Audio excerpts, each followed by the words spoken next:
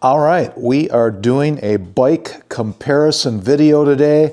I think you're going to like it. Let's go show you exactly what we're doing, because this is the reigning long distance champion Honda Goldwing versus a Can-Am Spyder. This happens to be a Sea to Sky edition, but we're going to do a comparison of these two. And that's what's coming next.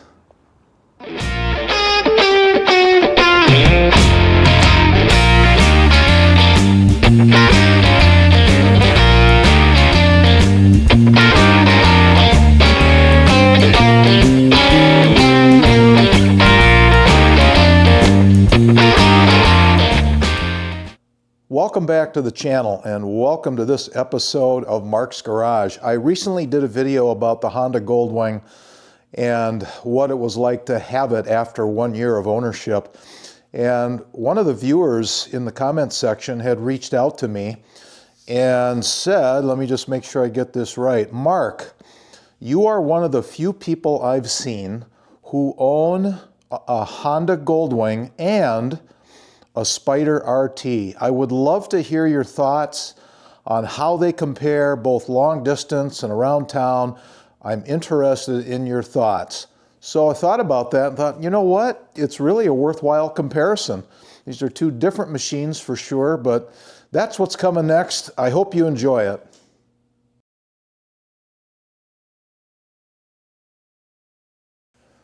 With regard to design and to style, I think both manufacturers have done really a nice job with regard to that. The team at Honda has hit a home run with the looks of this bike, the 2024 Honda Goldwing Tour DCT. You just will not get, I won't get tired of looking at this machine. So from the integrated shape, the paint, the details of that, the Honda Goldwing is really nice. In reference to the 2021 Spyder, this is the Sea to Sky edition, and Can-Am did a nice job here as well. It was a couple years, I think, ahead of that Can-Am did a restyling of the Spyders. I'm going to show you a photo here of the previous generation and what those look like. So they really stepped it up. And the very newest Can-Am Spyders, I think the biggest difference between my 21 Sea to Sky and the newest ones is a little bit larger TFT display and a driver information center that offers a little bit more. It's pretty nice. It's a little bit larger than 10 inches.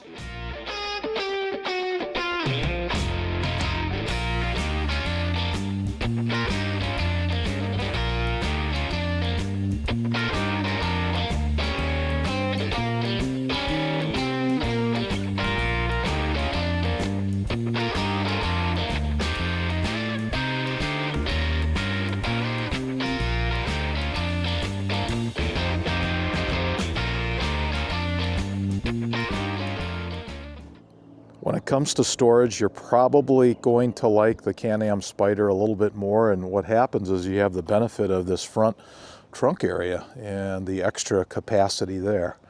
So Honda Goldwing has some smaller size saddlebags. They did upgrade the trunk size back in, I believe, 2020, so that was a real plus. This is a nice size trunk as well. The total storage on the Can-Am is about 177 liters, where I believe the total storage on the Goldwing with the new size trunk is around 121 liters.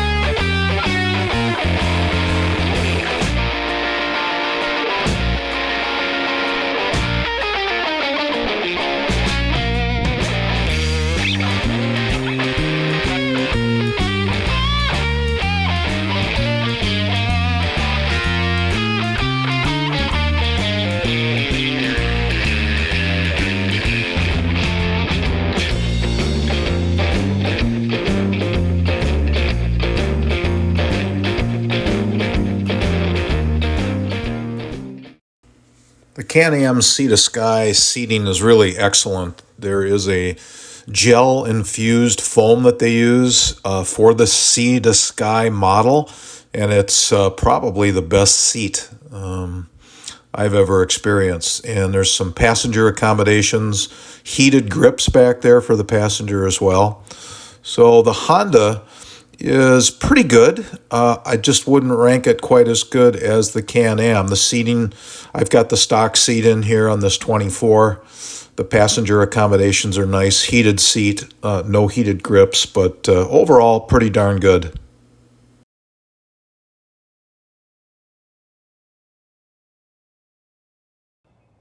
The ride dynamics and steering is so different on these two motorcycles. So of course the Honda, you've got a traditional two-wheel motorcycle, and it turns by counter steering. And what I mean by that is that when you're coming up to a curve and you want to turn left, basically what happens is that as you are managing that turn, you're actually putting a little bit pressure to turn the handlebars to the right to turn left, and that's counter steering. And when it comes to the Can-Am Spyder, it's a complete opposite. And so how I would compare this with the two wheels in front is that when you are coming up to a corner, you are basically using what I'm going to call a push-pull method. So if you're going left, you are going to pull on the left handlebar right here, and you're going to do a little bit of pushing with the right handlebar there. So you turn it in the direction of where you're going to go. And also the centrifugal force is a little different. You're going to kind of feel like there's a little bit of a G factor moving you off to the right side here. And so what I end up doing is I plant my right foot just a little bit firmer on the side, and that helps me navigate the corners. So that's a little bit of the difference in ride dynamics.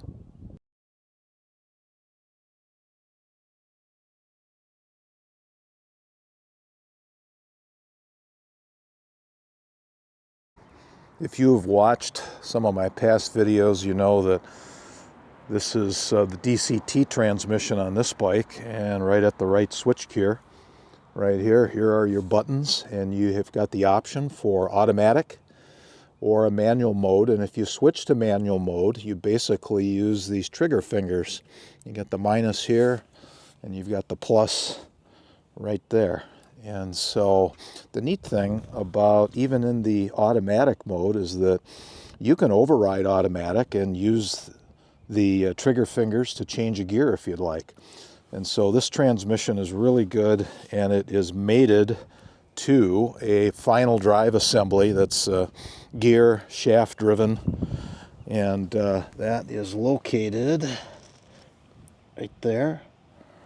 So that's what you have with the Honda. With the Can-Am Spyder, you have a semi-automatic transmission, and what that means is you are using paddle shifters. There's the plus, there's the minus on this side, and it also has reverse. Honda has reverse as well, but it's got a reverse button. So what you do is you put it in gear, and then as you move up, you shift upwards. But the bike will automatically shift down as you slow down. The throttle is a twist grip throttle, just like a standard motorcycle.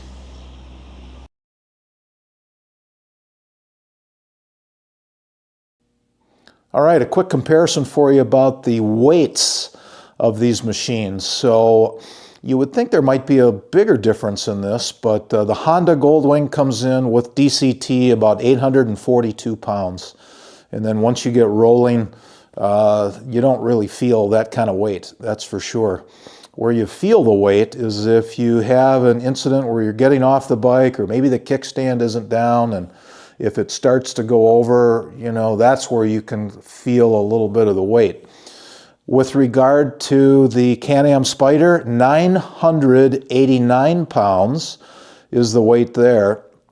But again, that doesn't seem very noticeable unless you are trying to, while the unit is off and you have the parking brake off and you're trying to maneuver it, maybe in your driveway or backing up, and if there's any straight incline, it's a little bit difficult to move it around. So 989 pounds, but the neat thing about the Can-Am Spyder, it's not going to tip over. It's not going to go left or right. Very stable.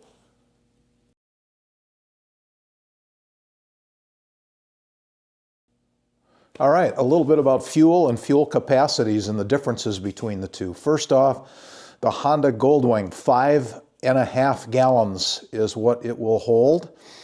And it's an interesting process to fill it up. There's a little door on the right-hand side. You open that, you push a button, it opens a fuel door. And then the only thing I would say about fueling the Honda is that it gets close to the top.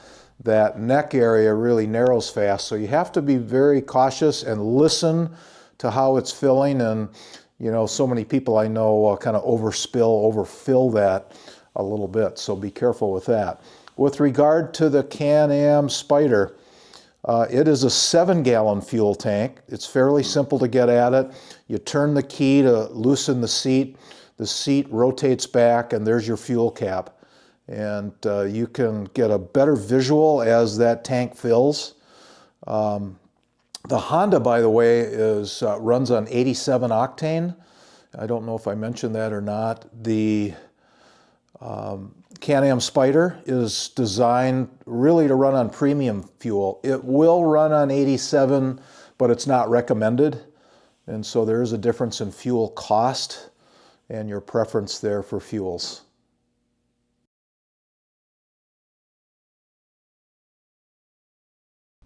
The Can-Am Spyder Sea to Sky has a 1330 cc engine. It's a 3-cylinder design. It's an inline 3. And different than the Honda, you don't really see a lot of the engine. When you do an oil change, you lift up the seat, you take off this body piece right here. It's got some clips, and it gives you access down into an area where you can get at the filter. But the horsepower on the inline 3-cylinder is about 115 horsepower. It feels good when you're driving it. It may not have the same amount of torque as you feel on the Goldwing, but overall it's more than sufficient. A real centerpiece on the Honda is, of course, the motor, and it's very visible with the Goldwing. This is the flat 6, 1833 cc's, about 125 horsepower. It's got a couple of different ride modes, and sport mode is certainly the one that's the most out there, but plenty of power, plenty of good feel. It's a great motor.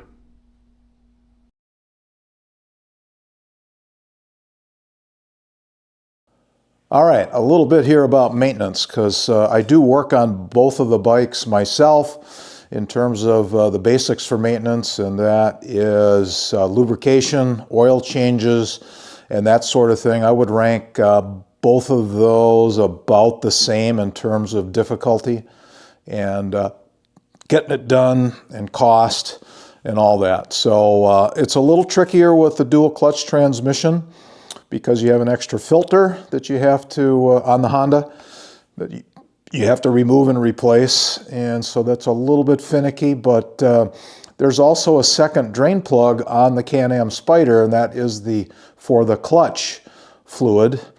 And so that is a second drain bolt there. There's 3 on the Honda, but overall they're pretty close. And once you do them both a couple of times, I think you're in pretty darn good shape.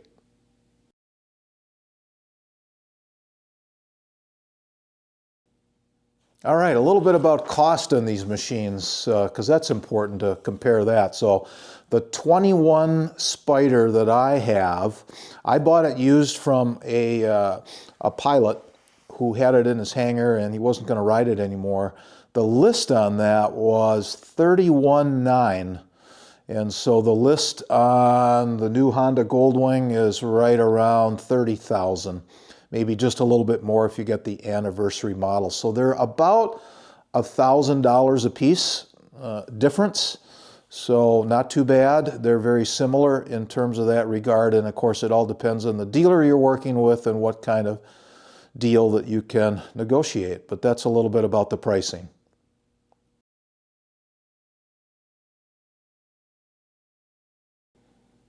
Thanks for watching this episode of Mark's Garage. My conclusion about the comparison and the differences is it really leads us to they're very different machines, 3 wheels versus 2 wheels, but they do accomplish the same goal of providing great long-distance touring. And when it comes to taking a passenger, I think what I would tell you is that for passengers that I've ridden, and mostly my wife, I would tell you she feels a little more comfortable, a little more stable, if you will, on the Can-Am Spyder. And that, of course, is because it's not going to tip over. And there's lots of things that can happen when you come to a stop on a 2-wheeled machine. Maybe there's some gravel in the road. Maybe you're just losing your balance slightly, and that can be a little bit unnerving. So what else in conclusion? I would say the overall comfort of the Spyder probably just ticks that box and beats the Goldwing a little bit. The seat is much better on the Can-Am Spyder. It's got that gel-infused foam, and that is really a terrific seat.